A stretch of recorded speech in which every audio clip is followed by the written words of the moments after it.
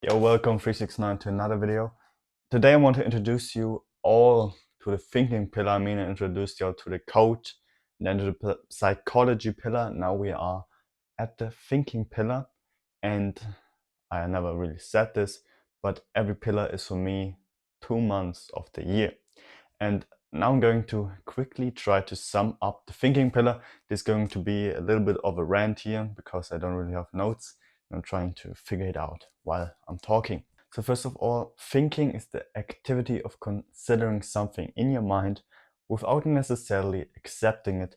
And I personally think this is all what this pillar is going to be about. It's about trying to consider things in your mind, trying to understand them, but not really needing to say, hey, this is my opinion, or I do agree with this because this is not necessary. I personally think that we live in a world where everybody's trying to have an opinion, everybody is throwing around arguments, and often we are locked up in our arguments and we are stuck in our opinions and we aren't accepting other facts. So often we see arguments and then we have emotions toward these.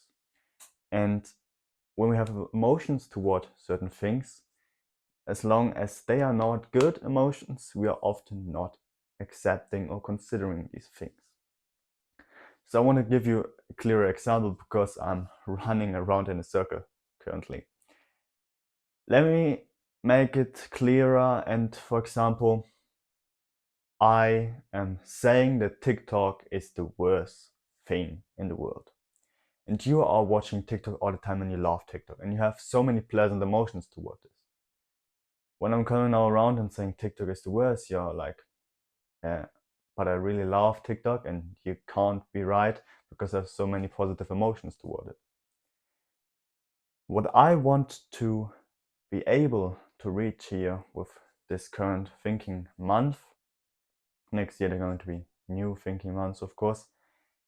I want to achieve that instead of talking through emotions, instead of saying, I have all these positive emotions and I don't really believe you because I must be right because I'm just so emotional towards this theme and I'm thinking that I'm right. I want to be able to help you, but also myself, to think clearer, to be able to get away, step away from our emotions and to see clearly how to figure out things. To see the argument and not the emotion towards it.